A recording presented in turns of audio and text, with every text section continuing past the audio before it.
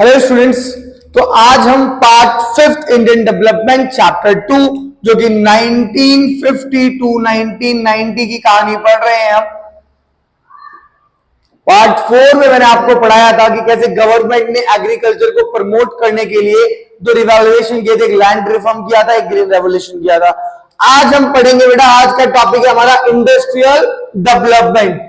तो beside agriculture sector के development के बाद industrial sector also provide the job opportunities. जैसे एग्रीकल्चर सेक्टर में लोगों के पास जॉब अपॉर्चुनिटीज होती है, लोग काम करते हैं खेतों में, उसी तरीके से इंडस्ट्रियल सेक्टर भी क्या प्रोवाइड करवाता है? जॉब अपॉर्चुनिटीज प्रोवाइड करवाता है to the people of a country. So it was necessary to develop the industrial sector at the time of independence. Industries were limited. ये बात हम सभी को पता है और ये मैंने बात पिछली क्लास में भी डिस्कस की थी कि आजादी के समय हमारे पास बहुत लिमिटेड इंडस्ट्रीज थी। The cotton and jute textile industries were mostly developed in India. कौन कौन सी? Cotton, textile and jute industries जो कि मोस्टली डेवलप्ड थी। कहां पे बेटा? इंडिया जैसी कंट्रियों में। तो देयर वाज ना only two well manage iron and steel firm, एक जमशेदपुर में था और एक कोलकाता में था।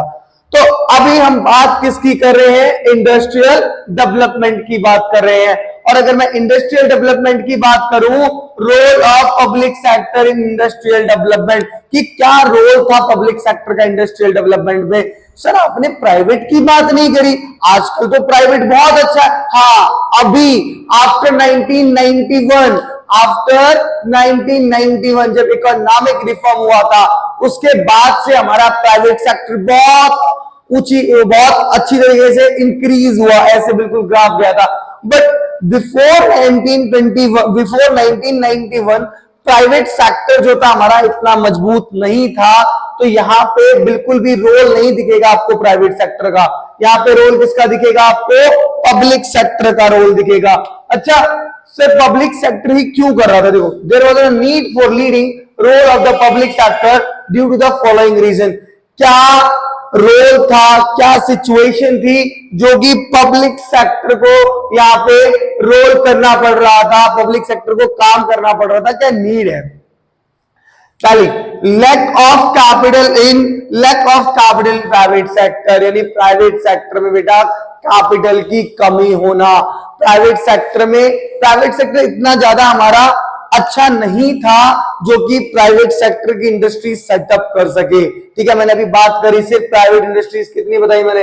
एक jute textile and cotton textile and jute industries था, और क्या था? Well manage iron and steel firm. अच्छा उसके बाद मैं अगर बात करूं lack of capital in private sector, यानी प्राइवेट सेक्टर में कैपिटल की क्या थी? कमी थी। दूसरी बात एम्प्लॉयमेंट क्रिएशन का मतलब क्या बेटा? कि जो एम्प्लॉयमेंट क्रिएट कर रहा था वो कौन कर रहा था? सिर्फ और सिर्फ पब्लिक सेक्टर क्रिएट कर रहा था, क्योंकि प्राइवेट सेक्टर यहाँ पे कोई रोल था ही नहीं, प्राइवेट सेक्टर था ही नहीं। अब स्ट्रॉन्ग इंफ्रास्ट्रक्चर, भाई इनके पास स्ट्रॉन्ग इंफ्रास्ट्रक्चर था। किसके पास? गवर्नमेंट के पास स्ट्रॉन्ग इंफ्रास्ट्रक्चर था, क्योंकि उन्हीं के पास इंडस्ट्रीज थी जो कि लोगों को काम दे रही थी। ऑब्जेक्टिव ऑफ सोशल वेलफेयर, जैसे आज की डेट में चीजों का प्राइवेटाइजेशन हो रहा है, रेलवे का प्राइवेटाइजेशन हो रहा है, तो गवर्नमेंट का मोटिव था social welfare. Sir social welfare कैसे? जैसे ट्रेन है, रेलवे, गवर्नमेंट ने क्या कर रखा है? बहुत कम पैसे में एक जगह से दूसरे जगह तक आप ट्रैवल कर सकते हैं। बट अगर यही चीज प्राइवेट सेक्टर के हाथ में आ जाए तो शायद मे बी 100% चांस यही होगा कि जो कॉस्ट ऑफ द टिकट है वो क्या हो जाएगा? इंक्रीज हो जाएगा। भले ही सर्विस आपको बेटर मिल सकती है, ठीक है, बट जो कॉस्ट है वो क्या हो जाएगा? इंक्रीज हो जाएगा। मैंने किसकी बात करी आज? इंडस्ट्रियल डेवलपमेंट की बात करी। कहानी कब तक की चल रही है? 1950 टू 1990 की चल रही है। क्या बताया था? एग्रीकल्चर सेक्टर को डेवलप के बाद हमें इंडस्ट्रियल की भी बहुत ज्यादा नीड थी कि डेवलप हो। बट यहाँ पे जो कंडीशन है, यहाँ पे क्या है कि पब्लिक सेक्टर का रोल चल रहा है, प्राइवेट सेक्टर का कोई रोल ही नहीं है, क्योंकि प्राइवेट सेक्टर इतना मजबूत नहीं था। तो अब हम पढ़ेंगे इसके बाद इंडस्ट्रियल पॉलिसी रेजुलेशंस। इंडस्ट्रियल डेवलपमेंट के बाद अब क्या पढ़ेंगे, industrial policy resolution. Industrial policy resolution की बात करें, इंडस्ट्रियल पॉलिसी रेजुलेशन आया कब है, हम कॉन्सेप्ट की बात करें 1956। सेकंड पार्ट में मैंने बताया था, जिस वक्त मैं प्लानिंग कमीशन के बारे में पढ़ा रहा था उस वक्त मैंने बताया होगा आपको, फर्स्ट इंडस्ट्रियल पॉलिसी रेजुलेशन कब बताया था, 1948। कब बताया था, फर्स्ट इंडस्ट्रियल पॉलिसी रेजुलेशन 1948 में। And the second industrial policy resolution हुआ था, कब हुआ था, 1956। It is the resolutions adopted by the Indian Parliament। ये कब पास हुआ था, in 1956, अप्रैल 1956 में पास हुआ था। It was first comprehensive statement on industrial development of India। According to this resolution, objective of the social and economic policy in India was establishment of socialistic pattern by society। It provide more power, किसको power दे रहा था, ये जो comprehensive statement था, ये जो IPR 1956 पास हुआ, कब पास हुआ, अप्रैल 1956 में पास हुआ, ठीक है। It is the provide more power to the government machinery, किसके मशीन, यानी government machine, it's provide more power to the government machine. Resolutions defined the 3 categories of India, कितनी कैटेगरीज में, 3 में, शेड्यूल 1, शेड्यूल 2, शेड्यूल 3, यानी schedule ए, schedule B, schedule सी में। Schedule ए क्या कहता था, first category compress industries was could be exclusively owned by the state, यानी उन्होंने क्या बोला है, जो पहली कैटेगरी बनाई गई उसमें जितनी भी इंडस्ट्रीज रहेंगी वो सरकार के हाथ में रहेंगी, किसके हाथ में रहेंगी, बाय द स्टेट गवर्नमेंट, ठीक है। In this schedule 17 industries were include, कितनी इंडस्ट्रीज थी पहले शेड्यूल में, बात ध्यान रहे, शेड्यूल ए में कितनी इंडस्ट्रीज थी, 17 इंडस्ट्रीज थी। कौन कौन सी इंडस्ट्रीज थी देखते हैं, include like arms and ammunitions, atomic energy, heavy and core industries, aircraft, oil, railway, shipment etcetera. मैं किसकी बात कर रहा हूं, शेड्यूल ए की बात कर रहा हूं। तो बेटा शेड्यूल ए में जो कंपनियां थी, कितनी कंपनीज, कितनी इंडस्ट्रीज थी, शेड्यूल ए में कितनी इंडस्ट्रीज थी, 17 इंडस्ट्रीज थी। कौन कौन सी, जैसे कि आर्म्स कम्युनिटीज, एटॉमिक एनर्जी थी, हैवी एंड कोर इंडस्ट्रीज थी, एयरक्राफ्ट था, ऑयल, रेलवे, शिपमेंट एक्सेट्रा वगैरह। कौन से शेड्यूल में थे, शेड्यूल ए में थे। शेड्यूल बी की बात करें, इन दिस शेड्यूल यहाँ पे कितनी इंडस्ट्रीज थी, 12 इंडस्ट्रीज थी, और ये भी किसके पास थी, स्टेट के पास। The state would be take the initiative of setting up industries and private sector will be supplement efforts to state। अच्छा, अगर इन कंपनियों को, इन 17 इंडस्ट्रीज को नहीं, इन इंडस्ट्रीज को, इन 12 इंडस्ट्रीज को अगर थोड़ी बहुत हेल्प चाहिए, रॉ मटेरियल वगैरह चाहिए, तो यहाँ पे किससे हेल्प ले सकते हैं, प्राइवेट सेक्टर से हेल्प ले सकते हैं। किन इंडस्ट्रीज में, जो 12 इंडस्ट्रीज है उनमें ये हेल्प ले सकते हैं, प्राइवेट सेक्टर जैसे रॉ मटेरियल वगैरह चाहिए तो ये उनसे ले सकते हैं। और शेड्यूल सी की बात करें, schedules constraints to the remaining industries which were to be in a private sector. इस 17 और 12 के अलावा जितनी भी इंडस्ट्रीज बचती हैं वो किसके पास चली जाएंगी, प्राइवेट सेक्टर के पास। बट प्राइवेट सेक्टर के पास तो चली जाएंगी, बट उसके लिए इनको लाइसेंस की नीड है। किस चीज की नीड है, लाइसेंस की नीड है। ये स्टेट गवर्नमेंट से लाइसेंस अपना बनवाए, जो भी इंडस्ट्री वो डाल रहे हैं उसका उनके पास लाइसेंस होना अनिवार्य है। कौन से शेड्यूल की बात करी, सी में, यानी इन 17 और 12 के अलावा जितनी भी इंडस्ट्रीज होंगी, अगर कोई नया सेटअप होगा तो उसके लिए स्टेट गवर्नमेंट का ऑर्डर लेना, लाइसेंस लेना बहुत जरूरी है। पढ़ा क्या हमने, इंडस्ट्रियल पॉलिसी रेगुलेशन 1956, पहला कब था, 1948 में। कब था, 1948 में।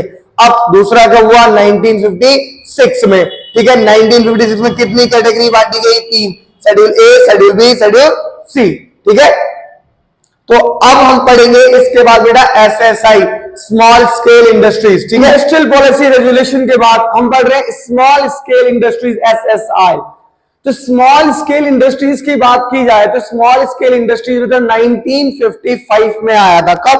1955 में। कब आया था? 1955 में। और एक बात और याद रखें, स्मॉल स्केल इंडस्ट्रीज को ही क्या बोला गया है? Curve committee. क्या बोला जाता है बेटा?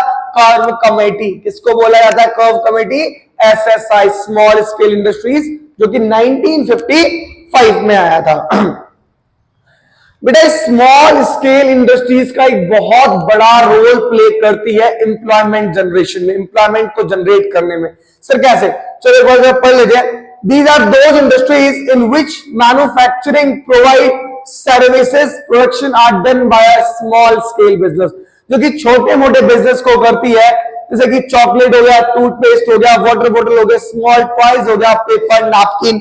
Small scale industries play an important role of social economic development of India. अच्छा, in 1950 investment in small scale industries is 5 lakh. अच्छा, 5 लाख से बढ़ा के करंटली का जो इन्वेस्टमेंट है वो 10 करोड़ से ज्यादा का नहीं होना चाहिए।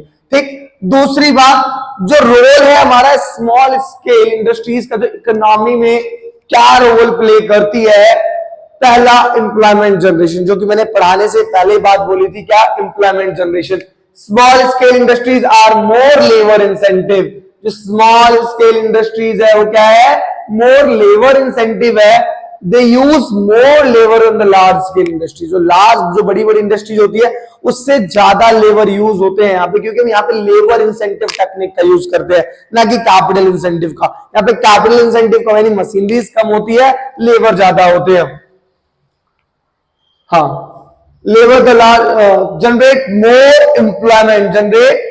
Employment after agriculture. एग्रीकल्चर के बाद जो सबसे ज्यादा एम्प्लॉयमेंट जनरेट करती है वो एसएसआई है, यानी कर्व कमेटी, जिसको कि स्मॉल स्केल इंडस्ट्रीज बोलते हैं। Small scale industries provide the employment the largest number of people in India.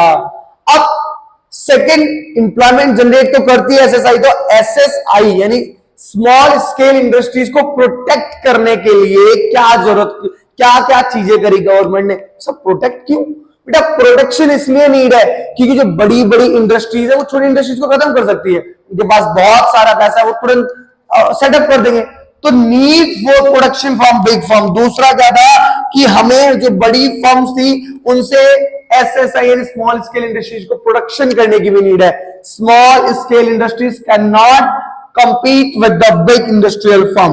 Reservation of a product, जो प्रोडक्ट है वो रिजर्व कर दिया जाता है कि भाई ये स्मॉल स्केल इंडस्ट्रीज बनाएंगी, इनको बड़ी बड़ी फर्म्स नहीं बनाएंगी। ठीक है। सेकंड, वेरियस कंसेशन, बहुत ज्यादा कंसेशन मिलता था स्मॉल स्केल इंडस्ट्रीज को, जैसे कि उनको कम एक्सेस ड्यूटी चार्ज, उनपे जो एक्सेस ड्यूटी कम चार्ज होता था, लोअर रेट पे बैंक से लोन मिल जाता था, लोअर इंटरेस्ट पे बैंक से लोन मिल जाता था। किसको? एसएसआई को। तो एसएसआई का दूसरा नाम क्या है? Curve committee. ठीक है, ये बात ध्यान रहे। ठीक है, जो स्मॉल छोटे छोटे प्रोडक्ट्स को बनाती है। और एक बात बड़ी इंपॉर्टेंट याद रहे कि एसएसआई यानी small scale industries employment generate बहुत ज्यादा करती है, जिससे लोगों को बहुत ज्यादा रोजगार मिलता है। ठीक है, तो ये सारा आप स्क्रीनशॉट ले लीजिए और इनके नोट्स बेटा प्रॉपर बनाइए। आज ये हमारी 5th वीडियो है और मे बी आई थिंक मैं 2 वीडियो में इसको मैं इस चैप्टर को पूरा खत्म कर दूंगा। ठीक है, कोई चीज जो आपके समझ में ना आया हो या कोई भी कुछ भी प्रॉब्लम का वो मुझे कमेंट करके बता सकते हैं। ठीक है, और नेक्स्ट वीडियो कौन से चैप्टर पे बनानी है ये भी जरूर मुझे बताएं। ठीक है, ओके क्लास, थैंक यू।